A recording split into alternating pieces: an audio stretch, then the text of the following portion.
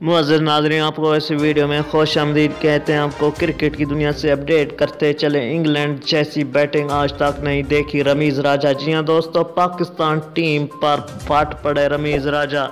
रमीज़ राजा ने रद्द अमल देते हुए कि पाकिस्तान की बैटिंग फ्लॉप और बॉलिंग भी फ्लॉप हो चुकी है। जी हाँ दोस्तों, मीडिया से बातचीत करते हुए रमीज़ राजा ने पाकिस्तान में जारी इंग्लैंड के साथ टेस्ट सीरीज़ के बारे में बात करते हुए कहा कि हम पिचेस बनाने में पीछे रह गए हैं, जिसकी वजह से ये मैच हारना पड़ सकता है। जी हाँ दोस्तों, पहाड़ जैसा हदफ देकर रमीज़ राजा भी पाकिस्तान टीम पर फट पड़े। उन्होंने कहा कि बतौर चेयरमैन मायूसी हुए इंग्लैंड T20 के प्लेयर लेकर आए हैं, इस बारे में पाकिस्तान को भी ज़रूर सोचना पड़ेगा। पिच के हवाले से बोर्ड का कोई किरदार नहीं है। थिंक टैंक एक हफ्ता पहले आकर पिच पर काम करते हैं।